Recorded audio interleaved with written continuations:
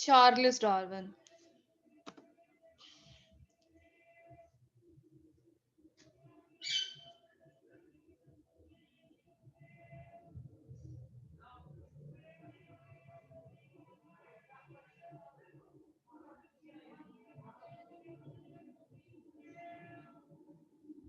अच्छा, Charles Darwin जो है मतलब ये बॉर्न हुआ श्रूबरी में। ये एक वेस्टर्न इंग्लैंड, जैसे पहले यूनाइटेड किंगडम यूके, जैसे मतलब अब जैसे यूनाइटेड किंगडम कहा जाता है ना इंग्लिस्तान, यानी वेस्टर्न इंग्लैंड में ये पैदा हुआ, वहां के एक एरिया में जिसे श्रूबरी कहते हैं। और कब पैदा हुआ, किस ईयर में इसकी बर्थ हुई? 1809 में। फिर क्या हुआ, इसने मतलब जो एक सबसे पहले जो इसने डिग्री जो है अचीव की, वो बीए की डिग्री थी, यानी इसने एक आर्ट्स डिग्री में ना अपनी ग्रेजुएशन की। और किस कॉलेज से की? ये क्रिस्ट कॉलेज था, कैम्ब्रिज। मतलब उसके बाद फिर इसने कैम्ब्रिज यूनिवर्सिटी में मतलब स्टडी की, वहां से इसने ये डिग्री ली 1831 में, यानी 1809 में ये पैदा हुआ, 1831 में इसने ग्रेजुएशन की। ये इसका इंट्रोडक्शन है अबाउट हिज लाइफ। नेक्स्ट है ways of beagle. Ways of beagle, यानी इसने साउथ अमेरिकन कोस्ट लाइन के साहली इलाके में एक अपना मतलब बहरी जहाज के जरिए इसने एक सफर शुरू किया, एक मुहिम इसने जो है शुरू की। इसमें इसने क्या किया, इसने मतलब वहां पे वो मतलब ये यूके से इसने माइग्रेशन शुरू की, क्योंकि ये वहां का नेटिव था, वहां का रहने वाला था। यूके से जो है ये अब मतलब यूके से सेंटर रास्ते में मतलब अफ्रीका भी आया। अफ्रीका से ये साउथ अमेरिकन वाली साइड पे है, यानी यूके से ये डायरेक्ट जो है ना साउथ अमेरिका के एरिया में ये जो है ना गया। वहां पे जाके इसने क्या किया, डिफरेंट जो है ना डिफरेंट टाइप्स की इसने स्टडी की। इसने स्टडी ऑफ फ्लोरा फाना, फ्लोरा मतलब इसने बहुत डाइवर्सिटी ऑफ प्लांट्स की कलेक्शन की, उसकी इसने मतलब उस पे इसने स्टडी की। इसी तरह इसने फाना यानी डिफरेंट टाइप्स ऑफ एनिमल्स की बायोडाइवर्सिटी पे इसने जो है स्टडी की। फिर इसने डिफरेंट टाइप्स के फॉसिल्स को कलेक्ट किया। साउथ अमेरिका में जाके रहता कहाँ पे था? यूनाइटेड किंगडम में, यूके में। फिर वहां पे मतलब इसने जो पहले हम देख रहे हैं कि इसने मतलब इसने डिफरेंट टाइप्स की ऑब्जर्वेशन और कलेक्शन की, thousand of specimen of diversity, यानी फाना की और फ्लोरा की। फाना हम एनिमल्स को बोल रहे हैं, फ्लोरा प्लांट्स को, ठीक है, साउथ अमेरिका में। फिर उसने वहां पे नोटिस किया कि जो डिफरेंट टाइप्स के फाना और फ्लोरा है ना डिफरेंट रीजन्स के, उन उनमें ना कहीं सिमिलैरिटीज है। ठीक है, यानी वो जहाँ पे साउथ अमेरिका में गया, वहां पे आगे डिफरेंट आइलैंड थे, आइलैंड के डिफरेंट पार्ट्स थे। उसने मतलब डिफरेंट रीजन से ना उसने जब कलेक्शन की ना प्लांट्स की, एनिमल्स की, अगर उसने प्लांट्स की तो जब उसने उन सब कलेक्शन को स्टडी किया ना, तो उसने कहा कि ये सारे ना रिजेम्बल्स करते हैं किसी एक पॉइंट पे। इट्स मीन पीछे से जो इनका इंसेस्टर है वो सेम है।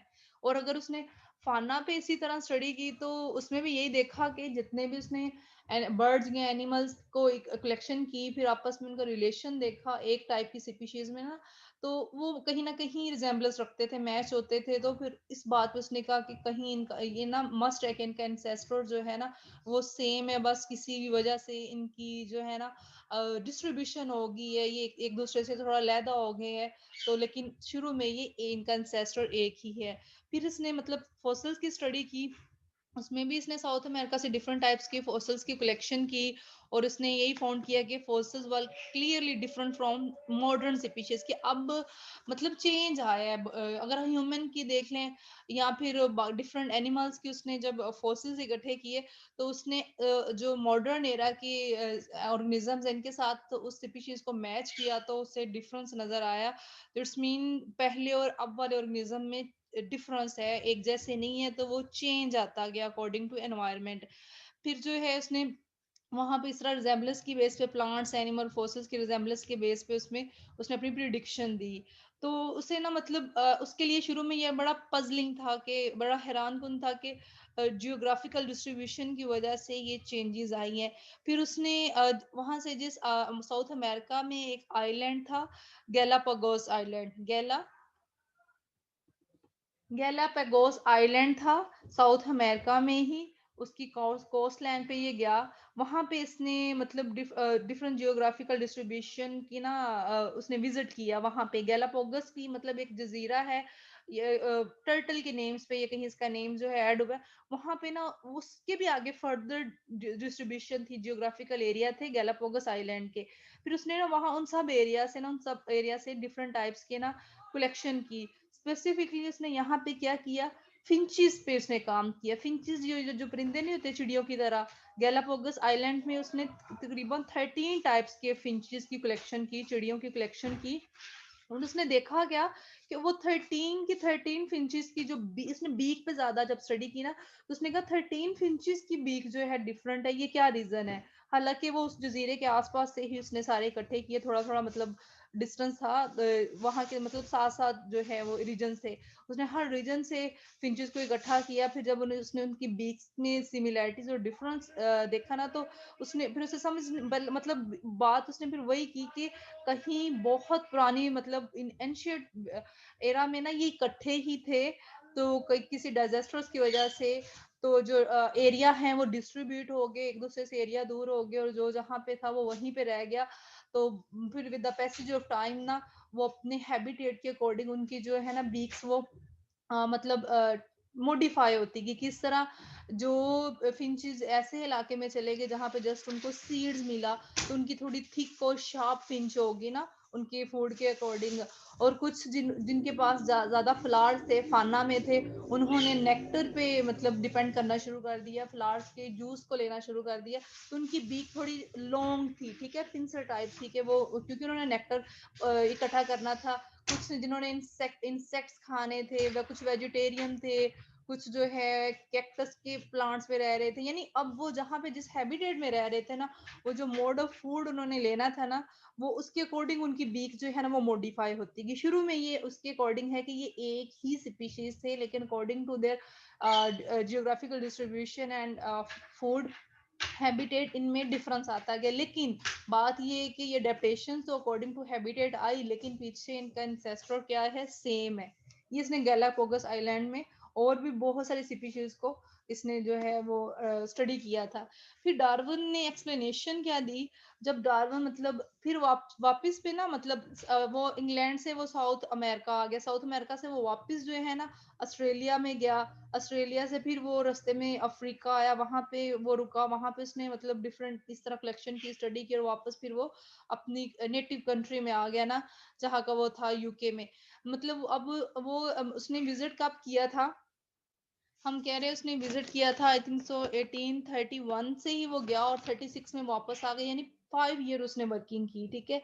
और उसने फिर यही मतलब उसने एक्सप्लेन यही किया कि जो ओरिजिन ऑफ न्यू स्पीशीज है ना and adaptation are closely related. कि अब जो उसने ओरिजिन ऑफ न्यू स्पीशीज एक पॉइंट जो है वो डिक्लेयर किया कि जो नई स्पीशीज है ये ओरिजिनेट कैसे हुई है, क्या क्या रीजन है, और कहीं ये किसी एक एंसेस्टर, ये मोनोफाइलेटिक ही है, एक एंसेस्टर से ही ये बिलोंग करती हैं। ठीक है, न्यू स्पीशीज अराइज होती है फ्रॉम एंसेस्ट्रल अडेप्टेशन। अडेप्टेशन क्या, अडेप्टेशन किस तरह है, वो ग्रेजुअली चेंज होती है, अकोमोलेशन होती है ड्यू टू डिफरेंट एनवायरमेंट्स। फिर जो ऑर्गेनिजम्स हैं वो डिफरेंट वेरिएशंस के साथ सेपरेट होते हैं according to the regional habitat, ठीक है, बाय जियोग्राफिकल बैरियर आते हैं ना, बैरियर की वजह से स्पीशीज डिस्ट्रीब्यूट हो गई। इस तरह मतलब इस तरह ओवर मेनी जनरेशन जो है इस तरह की पॉपुलेशन जो है वो इवॉल्व होती गई एंसेस्टर से, और इनमें डिसिमिलैरिटीज आती गई। फिर ये जो ऑर्गेनिजम्स है इसमें डिफरेंट टाइप की सेपरेट मतलब सेपरेट स्पीशीज उसने जो कलेक्ट की गैलापागोस फिंचेस पर, सब पर उसने स्टडी की। फिर इसी की बुनियाद पे उसने एक थ्योरी जो है वो प्रोड्यूस की थी, फार्मूलेशन ऑफ थ्योरी, और वो क्या है, नेचुरल सिलेक्शन। 1836 में वो वापस आया, फिर उसने उस पर काम करना शुरू किया, जो वो जो सारी कलेक्शन इकट्ठी करके लाया था उस पर उसने बहुत ज्यादा स्टडी की। यानी उसने बुक लिखना शुरू कर दी इस पे, और इसने एक मैकेनिज्म प्रपोज किया जिसे हम कहते हैं natural selection mechanism of evolution. फिर 1844 में उसने ना एक मतलब एक बुक लिख ली, एक लॉन्ग ऐसे लिख लिया किस पे, ओरिजिन ऑफ स्पीशीज पे और नेचुरल सिलेक्शन पे। जब वो काम कर रहा था ना, साथ ही एक यंग साइंटिस्ट था, एल्फिड था, एल्फिड वेलिस। उसने भी ना इसी नेचुरल सिलेक्शन पे वो काम कर रहा था, और वो east India east West Indies पे था, वेस्ट इंडीज का रहने वाला था। अब वो जो वेलिस था ना, वो बस ऐसे मतलब स्टडी करके वो सारा ये काम कर रहा था, जबकि डार्विन ने तो बकायदा विजिट किए। उसने मतलब गैलापागोस को विजिट किया, डिफरेंट आइलैंड्स को विजिट किया, ऑस्ट्रेलिया गया, साउथ अमेरिका गया, अफ्रीका गया, तो वो उसने तो सारे एक्सपेरिमेंट्स किए ना, तो वो उस बेस पे लिख रहा था। वेलेस तो वैसे मतलब स्टडी करके लिख रहा था, लेकिन वेलिस का काम भी वैलिड था। फिर डार्विन ने क्या किया, वेलिस के काम को भी पढ़ना शुरू किया, उसके पेपर को भी पढ़ना शुरू किया। फिर उसने एक जब पूरी एक ऑथेंटिक बुक लिख ली ना, फिर उसने मतलब लंदन में लीनियस सोसाइटी है जो, वहां पे उसने ये सबमिट करवाई। यानी 1 जुलाई 1858 में उसने वो जो अपना लिखी हुई बुक थी ना वो मतलब सबमिट करवाई, और 1859 में जो उसकी ओरिजिन ऑफ स्पीशीज और नेचुरल सिलेक्शन बुक है ना वो पब्लिश होगी। और बहुत जल्दी उसने जो है ना फेम अचीव कर लिया, और वो बहुत मशहूर हुई। और लोगों ने इस पे सोचना शुरू किया कि जी हाँ, एवोल्यूशन भी कोई चीज है। मतलब बहुत सारे लोग एवोल्यूशनिस्ट हो गए और इसको एवोल्यूशन को प्रमोट करना शुरू कर दिया उन्हें।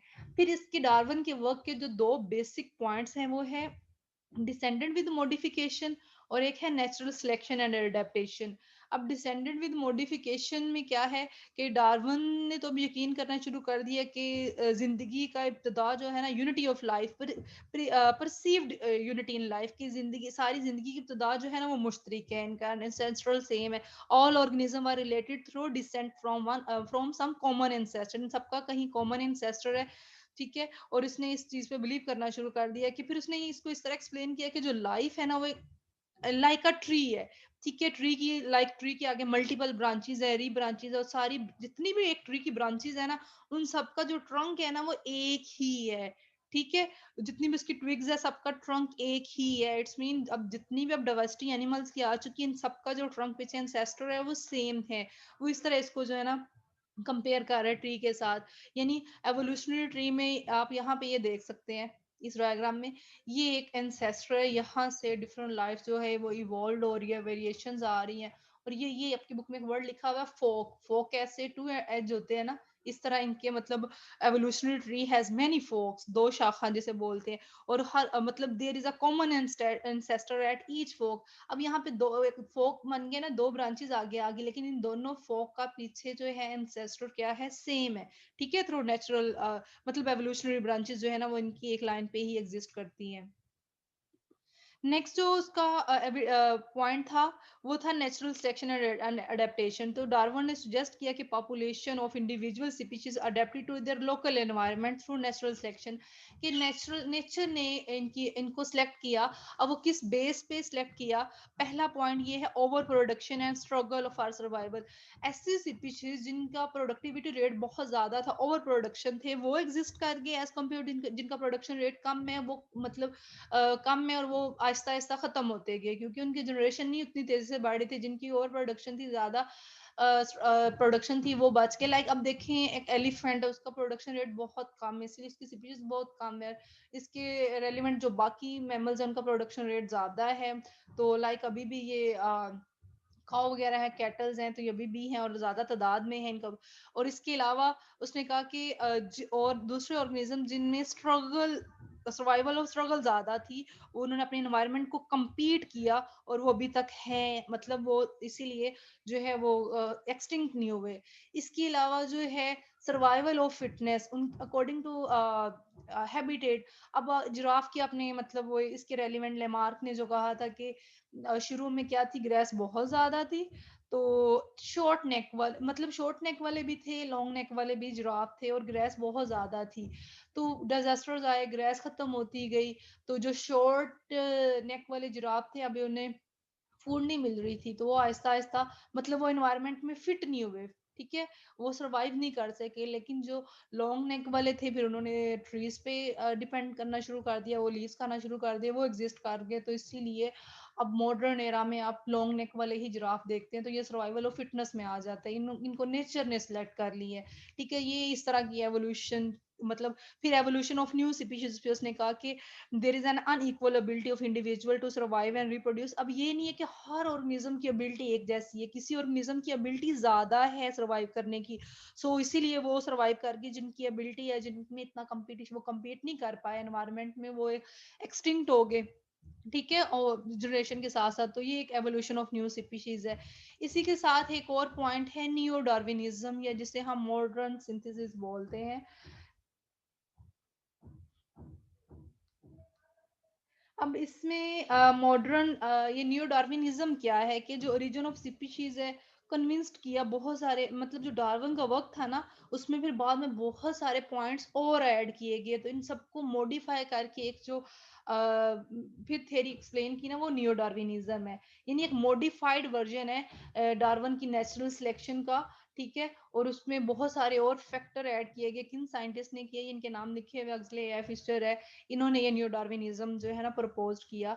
तो ये एक ऐसी जेनेटिक बेसिस है वेरिएशन और नेचुरल सिलेक्शन की, जिसमें वर्क करके उसमें और बहुत सारे फैक्टर ऐड किए गए, लाइक जेनेटिक्स को ऐड किया गया, मोलेकुलर बायोलॉजी को ऐड किया गया, एम्ब्रियोलॉजी को, पैलियोंटोलॉजी को, और बहुत सारे फैक्टर इसकी नेचुरल सिलेक्शन में ऐड करके एक न्यू जो उन्होंने सिंथेसिस दी थी ना, जिसे मॉडर्न या न्यू डार्विनिज्म कहते हैं।